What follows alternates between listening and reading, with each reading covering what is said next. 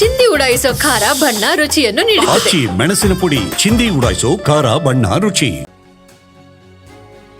ಪ್ರಚೋದನಕಾರಿ ಭಾಷಣ ಮಾಡಿದ್ದವರನ್ನ ಅರೆಸ್ಟ್ ಮಾಡಿ. ಮಂಗಳೂರಿನಲ್ಲಿ ಅಮಾಯಕರ ಜೀವ ಹೋಗಬಾರದು. ಕಾಂಗ್ರೆಸ್ ಮುಸ್ಲಿಂ ಮುಖಂಡರು ಮಂಗಳೂರಿನಲ್ಲಿ ಆಕ್ರೋಶವನ್ನ ವ್ಯಕ್ತಪಡಿಸಿದ್ದಾರೆ. ಅಬ್ದುಲ್ ಹತ್ಯೆಗೆ ಪ್ರಚೋದನಕಾರಿ ಭಾಷಣನೇ ಕಾರಣ ಅಂತ ಹೇಳಿದ್ದಾರೆ. ಹೊಡಿಬೇಕು ಕೊಲ್ಲಬೇಕು ಅಂತ ಭಾಷಣ ಮಾಡ್ತಾರೆ. ಸಿನಿಮಾ ಸ್ಟೈಲ್ನಲ್ಲಿ ಮಾತನಾಡೋರನ್ನ ಅರೆಸ್ಟ್ ಮಾಡಬೇಕು. ಇದು ಮುಸ್ಲಿಂ ಮುಖಂಡರ ಆಕ್ರೋಶ. ಹೇಳುವುದಷ್ಟೇ, ಯಾರಿಂದಾಗಿ ತಪ್ಪಾಗಿದೆ. ಈ ಬಜ್ಪೆಯಲ್ಲಿ ಮೊನ್ನೆ ಬಜ್ಪೆ ಚೋಲವ ಮಾಡಿ ಯಾರು ಸ್ಪೀಚ್ ಮಾಡಿ ಕೊಲ್ಲಬೇಕು ಅಂತೇಳಿ ಆದೇಶ ಮಾಡಿದ್ದಾರೆ, ಅವರನ್ನು ಶೀಘ್ರವಾಗಿ ಅರೆಸ್ಟ್ ಮಾಡಿ. ನಾವು ಸಪೋರ್ಟ್ ಮಾಡೋದು ಬೇಡ, ನಮಗೆ ನ್ಯಾಯ ಕೊಡಿ ಅಷ್ಟೇ. ಯಾರ ಅಮಾಯಕರು ಜೀವ ಹೋಗಬಾರ್ದು. ಜೀವ ಹೋದ್ರೆ ನಾವೆಲ್ಲ ಒಂದು ಸರ್ತಿ ಸೇರ್ಬೋದು ಅಷ್ಟೇ, ಅವರ ಮನೆಯವರಿಗೆ ನಷ್ಟ.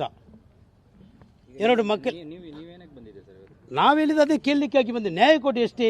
ಯಾರಿಗ ಈ ದಕ್ಷಿಣ ಕನ್ನಡ ಜಿಲ್ಲೆಯಲ್ಲಿ ಎಷ್ಟು ಮರ್ಡರ್ ಆಯಿತು, ಯಾರು ಸ್ಪೀಚ್ ಮಾಡ್ತಾರೆ ಕೊಲ್ಲಬೇಕು, ಅವರನ್ನು ತೆಗಿಬೇಕು, ಟೈಮ್ ಇಡ್ತಾರೆ, ಪಿಕ್ಚರ್ ಸ್ಟೈಲ್ ಡೈಲಾಗ್ ಹೊಡಿತಾರೆ, ಅವರನ್ನು ಹಿಡಿಯುವಂಥ ಕೆಲಸ ಮಾಡಿ ಅಷ್ಟೇ.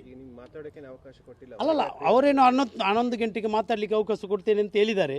ನಾವು ಹೇಳಿದ್ದು ಇಷ್ಟೇ, ಯಾರಿಂದಾಗಿ ಇಲ್ಲಿ ತಪ್ಪಾಗಿದೆ, ಯಾರ ಜೀವ ಹೋಗಬಾರ್ದು, ಎಲ್ಲ ಶಾಂತಿಯುತವಾಗಿ ದಕ್ಷಿಣ ಕನ್ನಡದಲ್ಲಿ ಒಳ್ಳೆಯದಲ್ಲಿ ಇರಬೇಕು ಅಷ್ಟೇ ನಮ್ಮ ಉದ್ದೇಶ ಅಷ್ಟೇ. ನಂದು ಬೇರೆ ಏನಿಲ್ಲ, ನಾವು ಏನಿಲ್ಲ, ನಾವೆಲ್ಲ ಕಾಂಗ್ರೆಸ್ಸೇ.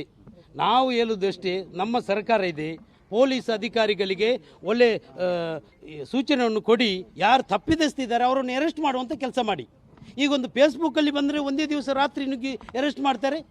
ಒಂದು ಬಜ್ಪೆಯಲ್ಲಿ ಕೊಲ್ಲಬೇಕು, ಅವನನ್ನು ತೆಗಿಬೇಕು, ಟೈಮ್ ಫಿಕ್ಸ್ ಮಾಡೋದು ನಾವು ಅಂತೇಳಿ ಅವರನ್ನು ಹಿಡಿಯುವಂಥ ಕೆಲಸ ಮಾಡಿ ಅಂತ ಹೇಳೋದು ಅಷ್ಟೇ. ನಾವು ನ್ಯಾಯ ಕೊಡಿ ಅಷ್ಟೇ, ನಮಗೆ ಸಪೋರ್ಟ್ ಮಾಡೋದು ಬೇಡ. ಯಾರ ಜೀವ ಹೋಗಬಾರ್ದು, ಹಿಂದೂಗಳಾಗಲಿ ಮುಸಲ್ಮಾನರಾಗಲಿ ಯಾವುದು ಎಲ್ಲ ಮನುಷ್ಯರೇ. ಈ ಭೂಮಿಯಲ್ಲಿ ಬದುಕಲಿಕ್ಕೆ ಎಲ್ಲರಿಗೆ ಅವಕಾಶ ಇದೆ, ಗೊತ್ತಾಯ್ತಲ್ಲ. ಅದೇ ಪೊಲೀಸ್ ಅಧಿಕಾರಿಗಳಿಗೆ ಸೂಚನೆ ಕೊಡಿ. ಪೊಲೀಸರು ಎದುರ್ತಾ ಇದ್ದಾರೆ, ಯಾಕೆ ಹಿಡಿಬೇಕು. ಒಂದೊಂದು ಫೇಸ್ಬುಕ್ಕಲ್ಲಿ ಬಂದರೆ ರಾತ್ರಿ ತೆಗೆದು ಅವರನ್ನು ಅರೆಸ್ಟ್ ಮಾಡಿ ಕೊಂಡು ಹೋಗ್ತಾರೆ.